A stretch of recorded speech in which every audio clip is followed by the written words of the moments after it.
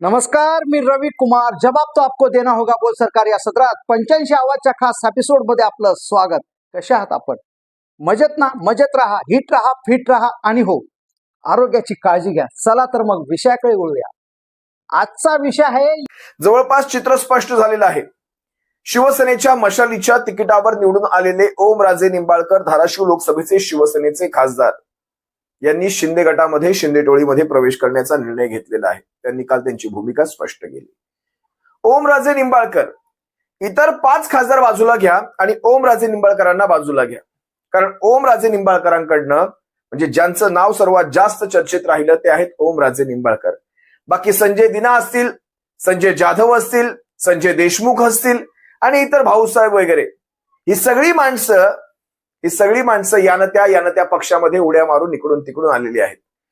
पण ओमराजे निंबाळकर हे असं नाव होतं जे शिवसेनेच्या बाबतीत कधीही घात करेल, उद्धव साहेबांचा, ठाकरे कुटुंबाचा कधीही विश्वासघात करेल, हे कधीही कुणाच्या मनातही आलं नसेल। आणि अगदी मीही त्याला अपवाद नाही। शिवगर्जना यात्रेनिमित्त ओमराजे निंबाळकरांसोबत मीही एक वेळ घालवलेला आहे। रात्री ज्यावेळेस आम्ही विदर्भाच्या त्या जिल्ह्यांमधून फिरत होतो, बुलढाणा असेल, अकोला असेल, अमरावती असेल, या जिल्ह्यांमधून फिरत असताना मी स्वतः ओमराजेंच्या गाडीतून प्रवास केलेला आहे। ओमराजेंचं कसं वागणं आहे, बोलणं आहे, काय त्यांचे विचार आहेत, काय नीतिमत्ता आहे, सारं मी पाहत होतो। त्यावेळेस मनोमन पटलं होतं, उद्धव साहेबांनी ही चांगली माणसं मोठी केली, चांगल्या माणसांना उद्धव साहेबांनी संधी दिली आणि ह्या अशा माणसांकडे पाहिल्यानंतर अभिमान वाटायचा शिवसैनिक असल्याचा। एका योग्य पक्षात आपण आहोत, एका योग्य विचारधारेसोबत आपण आहोत, याचा अभिमान वाटायचा। आणि आजही ते सांगतोय मी तुम्हाला। हो, या गोष्टी माझ्या मनामध्ये होत्या। एकेकाळी एकनाथ शिंदेविषयी सुद्धा त्याच अपेक्षा असायच्या, चांगला माणूस आहे, शिवसेनेला मजबूत करतोय असं वाटायचं। पण नंतर कळालं ह्या माणसांचा चांगुलपणा तो फक्त चेहऱ्यावर आहे, मनामध्ये ते विचार नाहीत, ते फक्त पोहऱ्यामध्ये आहेत, ते विचार आडामध्ये नाहीत। आडामध्ये असते तर ते विचार रक्तात भिनले असते। आणि पक्षाच्या कठीण काळामध्ये आता एकनाथ शिंदेनी तर स्वतःच पक्ष अडचणीत आणला। शिवसेनेमध्ये आजपर्यंत बंड कमी झाली नव्हती, पण कधीही कुणी शिवसेनेवर दावा ठोकला नव्हता जो एकनाथ शिंदेंनी केला। आज घरातून आतून, किल्ल्याच्या आतून बुरुजांना सुरुंग लावण्याचं काम एकनाथ शिंदेंनी केलेलं आहे, त्यांच्या पक्षाने केलेलं आहे। त्यामुळे शिवसेनेसारख्या भक्कम संघटनेला अशा प्रकारे ठिकऱ्या उडवण्याचं काम हे भारतीय जनता पक्षाच्या कुणा माईच्या लालात शक्य नव्हतं, जे आपल्यातल्याच घरभेद्यांनी केलं। पण आता त्यानंतरही शिवसेना सावरली। महाराष्ट्रभरातून शिवसेनेला प्रचंड असं ते बळ मिळालं। सर्व मतदार शिवसेनेच्या पाठीशी उभा राहिला। शिवसेनेचे 9 ते 10 खासदार निवडून आले। 10वा खासदार हा रवींद्र वायकरांच्या जागेवर मी अमोल भैया कीर्तीकरांना आजही समजतो। जवळपास 9-10 खासदार निवडून आले असताना नवख्या मशालीच्या जीवावर शिवसेनेचा धाराशिवचा खासदार 3-3.5 लाखांच्या मताधिक्याने आला असतो। प्रत्येक नेत्याचा आपापला एक मतदार असतो, मी मान्य करतो ह्या गोष्टी, याला नाकारता येत नाही। पण आपापला मतदार हा 3-3, 4-4 लाखांच्या मताधिक्याने होत नसतो। ज्यावेळेस तुम्हाला 6-6 लाखांचं, 7-7 लाखांचं मतदान होतं, त्यावेळेस ते पक्षाचं मतदान असतं। विशेषतः लोकसभा सारख्या निवडणुकांच्या मध्ये पक्षाचं मतदान पाहिलं जातं, पक्ष पाहिला जातो। तुम्ही स्थानिक स्वराज्य संस्था, ग्रामपंचायती असतील, नगरपंचायती असतील, अगदी महापालिका असतील, इथे तुमच्या चेहऱ्यावर तुम्हाला मतदान होत असतात। पक्षाचाही त्याच्यामध्ये एक योगदान असतं, पण स्थानिक चेहरा, तुमच्या अडीअडचणीच्या काळात मदतीला येणारा चेहरा, हे सारं त्यावेळेस पाहिलं जातं। पण लोकसभेच्या वेळेस पक्ष पाहिला जातो, विधानसभांच्या वेळेस पक्ष पाहिला जातो। उगाच एखादी व्यक्ती लोकसभेला अपक्ष म्हणून निवडून येत नसते कधी, फार क्वचित उदाहरणं आहेत, आणि तीही कुठल्या ना कुठल्या तरी पक्षातली व्यक्तिमत्व असतात, ती पक्षातनं मोठी होतात, त्यानंतर अपक्ष म्हणून एखादी दुसरी व्यक्ती निवडून येत असते।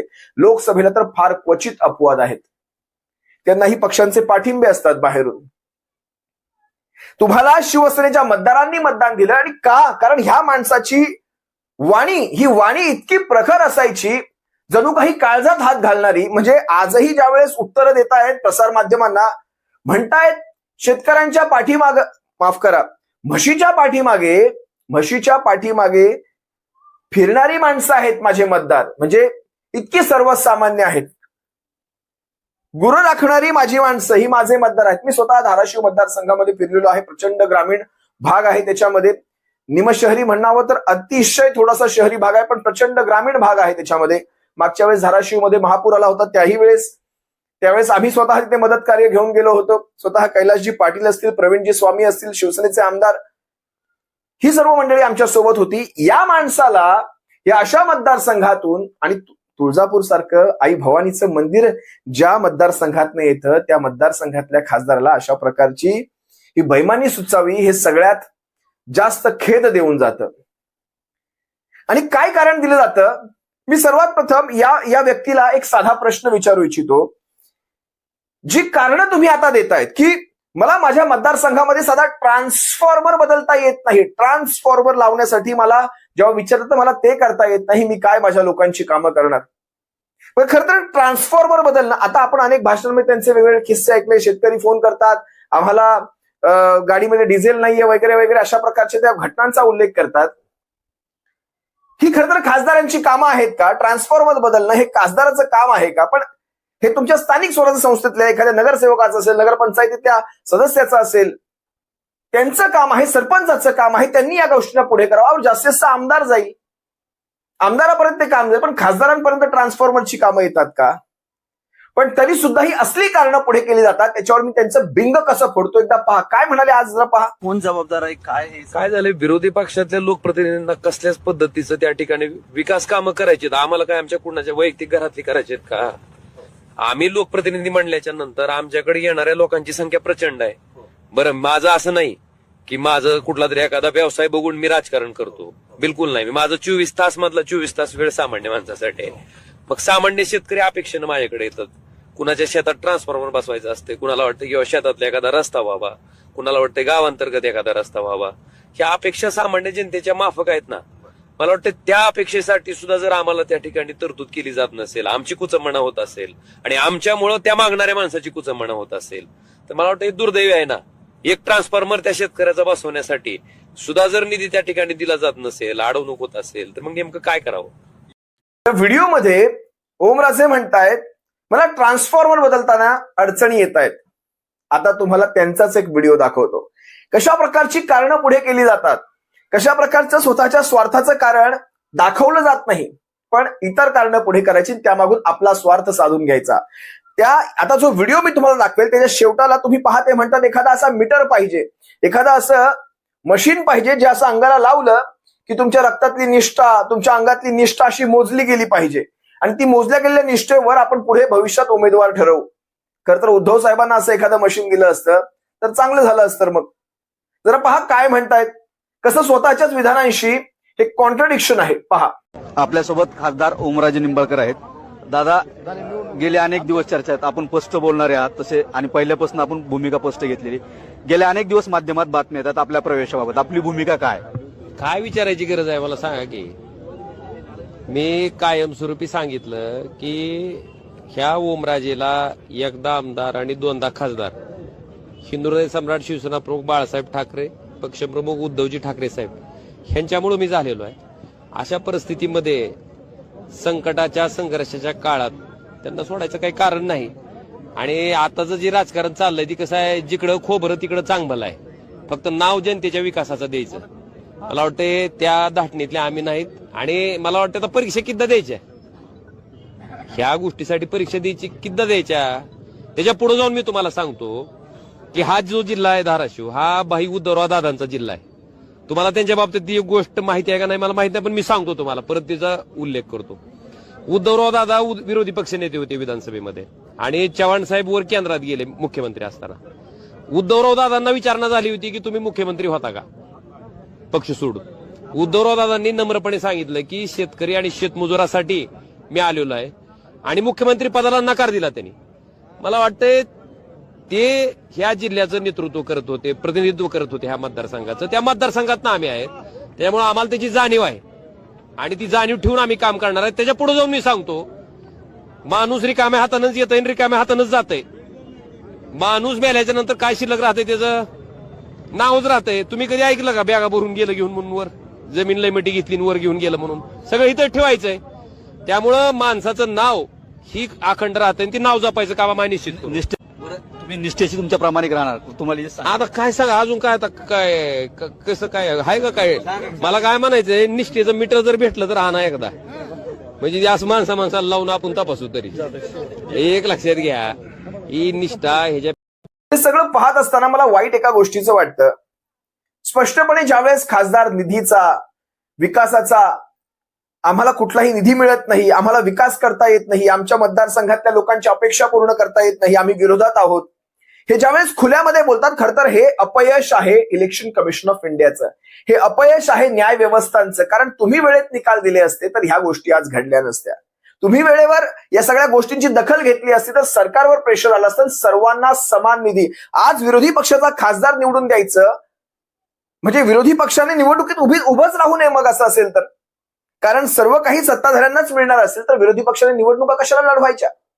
त्या खासदाराला रुपयाचा निधी मिळणार नसेल म्हणजे इतकी असमानता खुल्यामध्ये बोलून दाखवल्यानंतर सुद्धा सारं काही शांत, कुठल्याही मीडियावर अशा प्रकारचे विषय घेतले जात नाहीत. मग कशासाठी निवडणुका लढायच्या. सरकारी पक्षालाच राहू देत निवडणुकांमध्ये. म्हणजे विरोधी पक्षाचा खासदार आला तर त्यांनी काय करायचं, त्या मतदारसंघातल्या लोकांनी काय करायचं. त्या मतदारसंघाला 1 रुपयाचा विकास निधी नसेल, त्या मतदारसंघातल्या लोकांनी 5 वर्ष काय करायचं. ठणठण गोपाल. साधं माझा एक विचार नाही तुम्हाला. आता एक तुम्हाला घाणेरडं उदाहरण दाखवतो. कुठल्या कारवाया झाल्या. हे नितेश राणेने ज्यावेळेस म्हटलं माझ्या विचाराच्या बाहेरचा एक जरी सरपंच निवडून आला तर त्याला मी निधी देणार नाही, फक्त निधी मिळेल कमळाच्या, धनुष्याच्या किंवा घड्याळाच्या निवडून आलेल्या सदस्याला. जर चुकून मशालीचा आला तर आहे तो निधी सुद्धा काढून घेईल मी. ही खुल्यामध्ये धमकी दिल्यानंतर इलेक्शन कमिशन ऑफ इंडियाने काय केलं. मग हेच जे ग्रामपंचायतीत चालतं तेच लोकसभेत सुद्धा चालतंय. देश पोखरला गेलाय. जरा ही उदाहरणं पहा. जिल्ह्याच्या तिजोरीच्या चाव्याच माझ्याकडे आहेत. मी जे बोलला त्यालाच निधी भेटणार, दुसऱ्याला निधी देण्याचा प्रश्नच राहत नाही. आणि आग्रेजी बरोबर बोलले. आपला हात आकडता लगेच चिन्ह बोलून मी निधी देतो. माझ्या कमळ चिन्हाचा आहे, धनुष्यबाणचा हे निधी घेऊन जा. चुकून मशालचा निघाला असलेली निधी कमी करून टाक. सगळ्या सरपंचांना तेव्हाच ग्रामपंचायतीला सांगितलेलं आम्हाला ग्रामपंचायती द्या, नाही तर 1 रुपयाची निधी देणार नाही. फटाफट सगळे सरपंच बसले माझ्या. त्यानंतर कालचंच एक आणखी तुम्हाला एक उदाहरण दाखवतो. तानाजी सावंत ह्या तानाजी सावंत सारख्या माणसाने ओमराजे सारख्या माणसाला शिंदे गटात घेऊन जावं याच्यापेक्षा जास्त दुर्दैव ते काय असेल. तानाजी सावंत खुल्यामध्ये म्हणतायत विरोधी पक्षाचे असल्यामुळे त्यांना अडचणी येत होत्या, विरोधी पक्षाचे असल्यामुळे त्यांना निधी मिळत नव्हता, त्यांच्या मतदारसंघात विकास होत नव्हता, विरोधी पक्षात असल्यामुळे त्यांच्या मतदारसंघात बेरोजगारी होती. मला एक सांगायचं, साधं एक थोडासा विषय बाजूला घेतो. म्हणजे सत्ताधारी पक्षांच्या खासदारांच्या मतदारसंघामध्ये सोन्याचा धूर वाहतोय का. तिथे रस्ते असे गुळगुळीत आहेत, तिथे एकही समस्या नाही, करोडोंचा निधी मिळतोय म्हणून लोक सुखी आहेत. तिथे गटार अशी ओसंडून वाहत नाहीत, पाणी बरोबर नळाला येतं, प्रत्येकाच्या घरात सरकारी नळ असतील, प्रत्येकाला मोफत शिक्षण असेल, प्रत्येकाच्या आयुष्यात कुठलीही सरकारी कमीत कमी त्याला आरोग्याच्या सुविधा सर्व काही आहे का. या तानाजी सावंताने सांगावं की ओमराजेच्या मतदारसंघातल्या लोकांवर अन्याय होत होता, त्यांना काही मिळत नव्हतं म्हणून आम्ही ओमराजेला घेतलं. जर हा अशा प्रकारचा व्हिडिओ जर पुरावा म्हणून कोर्टामध्ये वापरला गेला तर काय करायचं. कोर्टाने कोर्टासारखं वागलं तर हा सुद्धा एक घाणेरडा पुरावा आहे की बघा आमच्यावर कशा प्रकारे अन्याय होतोय, आम्हाला निधी दिला जात नाही. आणि हे स्वतः सरकारमधले माजी मंत्री असतील किंवा सरकारचे महत्वाचे नेते म्हणतात. जरा हा व्हिडिओ पहा, हा स्पष्टपणे पुरावा म्हणून वापरला जाऊ शकतो. पहा. टायगरची मोहीम यशस्वी झाली आहे, काय भावना आहे. नाही, भावना म्हणजे खरं तर ओमराजेंनी ज्या पद्धतीनं विकासाचा नारा दिला होता, त्यांच्या मनात जी खंत होती विकासाची की आपण पहिली 5 वर्षाची टर्म असेल, आता ही दुसरी 2 वर्ष जवळपास संपत आली. 7 वर्षामध्ये आज विरोधी पक्षात असल्यामुळे जनतेला न्याय देऊ शकत नाही. आता मगाशी त्यांनी बोलून दाखवलं, एक साधा ट्रान्सफॉर्मर बसवायचा असेल तर त्यांना झगडावं लागत होतं. तर ह्या पद्धतीचं भारताचे आपले गृहमंत्री असतील, सहकार मंत्री असतील अमित भाई शहाजी, शिवाय आपले मुख्यमंत्री देवेंद्रजी फडणवीस साहेब, आपले उपमुख्यमंत्री आमच्या पक्षाचे प्रमुख एकनाथजीभाई शिंदे यांनी त्यांना वचन दिलं होतं की हा तुमचा बॅकलॉग आहे, बेरोजगारी आहे, ह्या पद्धतीचा आतापर्यंत जे तुम्ही फेस केलेला आहे, इथून पुढं एनडीला पाठिंबा देत असल्यामुळं तुम्हाला ह्याप्रमाणे प्रचंड प्रमाणात निधी, प्रचंड प्रमाणात विकास आणि बेरोजगारी संपुष्ट आणू, ह्या पद्धतीचं वचन दिलं आहे. आणि त्या वचनाची पूर्तता करण्यासाठी आज मनात किंतु परंतु न ठेवता ओमराजेंनी आज जाहीर प्रवेश करण्याचं. तानाजी सावंताला मला एकच सांगायचंय, ज्यावेळेस ओमराजे निंबाळकरांना मतदारांनी निवडून दिलं त्यावेळेस त्यांना चांगलंच ठाऊक होतं की हे विरोधी पक्षातले खासदार आहेत. लोकांना सत्सद विवेक बुद्धी आहे. लोकांना जर तुम्हाला निवडून द्यायचं असतं तर तुमचा तो राणा किंवा ते राणाच्या परिवारातलं जे कोणी उभं होतं त्यांना निवडून दिलं असतं, त्यांचे शिक्के मारले असते लोकांनी, त्यांच्या नावापुढचं बटन दाबलं असतं. पण लोकांना निवडून द्यायचं होतं मशालीला, लोकांना निवडून द्यायचं होतं ठाकरेंच्या उमेदवाराला, लोकांना निवडून द्यायचं होतं महाविकास आघाडीच्या उमेदवाराला, लोकांना निवडून द्यायचं होतं सत्तेच्या विरोधातल्या माणसाला. आणि त्या माणसाला लोकांनी स्वतःच्या मनाने 5 वर्षांसाठी निवडलेलं आहे. त्यामुळे ती व्यक्ती निवडून आल्यानंतर लोकांच्या विकासाचं कारण पुढे करून अशा प्रकारे स्वतःच्या त्या तुंबड्या भरण्यासाठी जात असेल तर लोकांनी काय करायचं? तानाजी सावंत हे असले व्हिडिओ पुरावे म्हणून दाखवायला हवेत. आता मी तुम्हाला ओमराजेंचा एक असा व्हिडिओ दाखवतो ज्यामध्ये ते मल्हार पाटलाला, म्हणजे स्वतःच्या मावस चुलत जो कुठला भाऊ असेल मला माहित नाही, त्यांच्या घराघरातले ते वाद, मला खरं तर पवनराजे निंबाळकरांचं वाईट वाटतं. त्यांच्या आयुष्यात तो प्रसंग त्यावेळेस कळंबोलीमध्ये, नवी मुंबईमध्ये घडला. त्यांचा मृत्यू झाला, त्यांच्यावर हल्ला झाला, गोळ्या झाडल्या गेल्या, त्यात त्यांचा आणि त्यांच्या ड्रायव्हरचा मृत्यू झाला. आज विचार करा, ओमराजे निंबाळकर गेली 20 वर्ष त्यांची केस लढतायत. त्या केसमध्ये आता काय झालं? निर्दोष. जर सारेच निर्दोष असतील तर गोळ्या झाडल्या कोणी? हवेतून गोळ्या आल्या. आज तुम्ही विचार करा, आज तुम्ही अशा पक्षांसोबत जात आहात ते त्यांच्या सोबत सत्तेमध्ये बसलेले आहेत.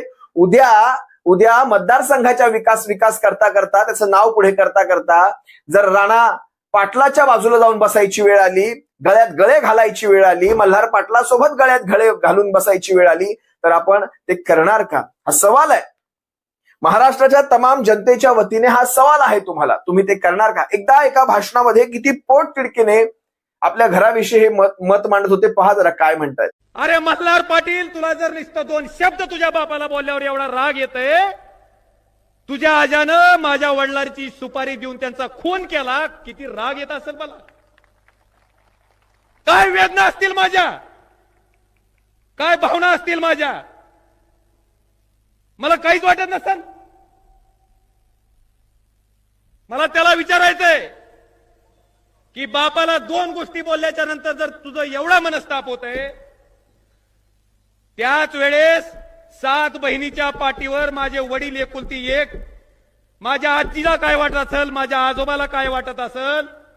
अरे तू ज्या वयाचा आज आहे तेवढंही वय आमचं नव्हतं, त्याच्यापेक्षा बारके होता. काय वाटत असेल आम्हाला, काय भावना असेल आमची, मला काय वाटत असेल, माझ्या भावाला काय वाटत असेल, माझ्या आईला काय वाटत असेल, माझ्या बहिणीला काय वाटत असेल.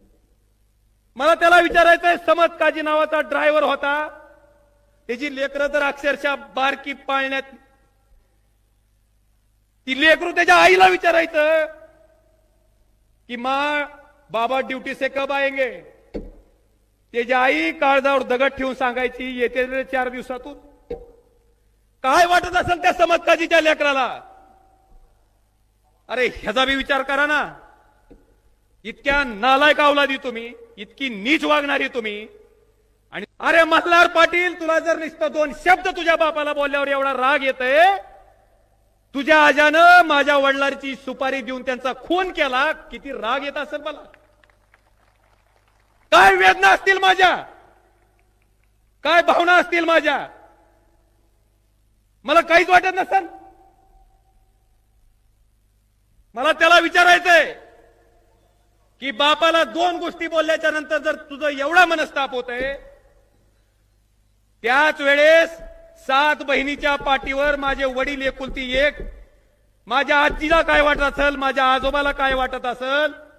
अरे तू ज्या वयाचा आज आहे तेवढंही वय आमचं नव्हतं, त्याच्यापेक्षा बारके होता. काय वाटत असेल आम्हाला, काय भावना असेल आमची, मला काय वाटत असेल, माझ्या भावाला काय वाटत असेल, माझ्या आईला काय वाटत असेल, माझ्या बहिणीला काय वाटत असेल. मला त्याला विचारायचंय, समत काजी नावाचा ड्रायव्हर होता, त्याची लेख मल्हार पाटलाविषयी बोलताना ओमराजे पोट तिडकीने साऱ्या जनसमुदायासमोर म्हणत होते, आम्हाला किती वाईट वाटत असेल, आमच्या वडिलांचा खून झाला, कुणी केला काय केला स्पष्टपणे ते आपल्या व्हिडिओत बोलले. अशा ओमराजेंना आज ज्यावेळेस त्याच लोकांसोबत जाताना आम्ही पाहतो, काय वाटत असेल. आपल्या वडिलांविषयी बोलताना कमीत कमी आपल्या वडिलांच्या त्या बलिदानाचा, त्या आहुतीचा तरी एकदा तरी कुठेतरी मनाच्या कोपऱ्यामध्ये विचार व्हायला हवा होता की हे आपल्या वडिलांना खरंच पटलं असतं का. आजच्या काळामध्ये केलेली ही माझी कृती ही आपल्या वडिलांना पटली असती का. लोकांच्या विकासाच्या नावाखाली, गोंडस नावाखाली ही माझी कृती माझ्या वडिलांनी सहन केली असती का. आता वडिलांचं आम्ही काय म्हणतोय, आता राजकारणामध्ये राजकीय वडील बघा कसे कोण कोण बनू पाहताय, राजकीय वडील बनू पाहतायत. ही असली व्यक्तिमत्व जर ओमराजे तुमची राजकीय वडील बनू पाहत असतील तर कुठे गेली ती नीतिमत्ता, कुठे नेऊन ठेवलाय तो महाराष्ट्र. बघा, हे स्वतःला तुमच्या वडिलांसारखे म्हणतात की असले जर राजकीय वडील असतील किंवा असले जर तुमचे राजकीय गुरु असतील तर काय म्हणावं, आम्ही चुकीच्या माणसावर विश्वास ठेवलात. मग पहा, तुम्हाला ओमराजेचं माझं एकंदरीत नातं कसं आहे तुम्ही बघितलेलं आहे. आज मुलाप्रमाणे मी त्याच्याकडे बघितलं जातं, मी बघतो, त्याच्यावरती त्या पद्धतीनं प्रेम करतो आणि माझ्या शब्दाला त्यानं तडा जाऊ दिलेला नाही. हे एक मी माझा अभिमान समजतो आणि त्याच्याविषयी मला प्रचंड अभिमान आहे. राजकीय वडील जर अशा विचारांचे असतील तर मग आम्ही आजपर्यंत एका चुकीच्या माणसावर विश्वास ठेवला असंच वाटू लागलंय. म्हणजे तुम्ही म्हणताय की माझ्या मतदारसंघातले, म्हणजे तुम्ही त्यांचे व्हिडिओ पाहिले असाल, माझ्या मतदारसंघातले स्थानिक स्वराज्य संस्थेतले आमचे उमेदवार पडले, चांगले चांगले निष्ठावंत पडले आणि ह्याचा बाऊ तुम्ही केलात, याचं कारण तुम्ही पुढे केलात. लोकांनी आम्हाला नाकारलं. का नाकारलं? माझ्या मतदारसंघामध्ये, माझ्या सोबत निवडून आलेल्या आमदारांच्या मतदारसंघामध्ये आम्हाला लीड मिळत नाही. मग आम्ही काय करायचं, ही तुम्ही जी कारणं पुढे केलात. मला एक साधा प्रश्न विचारायचा आहे.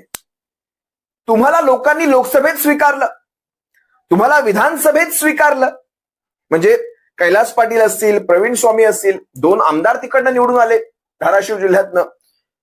मला एक साधं विचारायचंय, त्यावेळेस तुम्हाला बरं वाटलं, विधानसभेत तुम्हाला बरं वाटलं, मग स्थानिक स्वराज्य संस्थेमध्ये जर आपला पराभव होत असेल तर तुम्ही ते कारण पुढे करून लोकांनी तुमच्याविषयी दिलेल्या जनाधाराचा, त्या मताचा अनादर करून तुम्ही आज भाजपामध्ये किंवा शिंदे गटामध्ये, एकंदरीत तोही भाजपच, याच्यामध्ये विलीन होताय. हा तर्क कुठे जुळतो का? हे लॉजिक कुठे लागतं का? अजिबात लागत नाही. आपल्या वडिलांचे विचार किंवा आपले वडील हृदयातनं संपलेत का? वडिलांच्या केसचा आता काही निकाल लागत नाहीये. आता मी किती वर्ष अशा प्रकारे माझी विरोधी पक्षात घालव, त्याऐवजी मी सत्ताधारी पक्षांमध्ये जातो. ही जी सगळी कारणं आहेत ही जनतेला माहिती आहेत, किती खरी किती खोटी.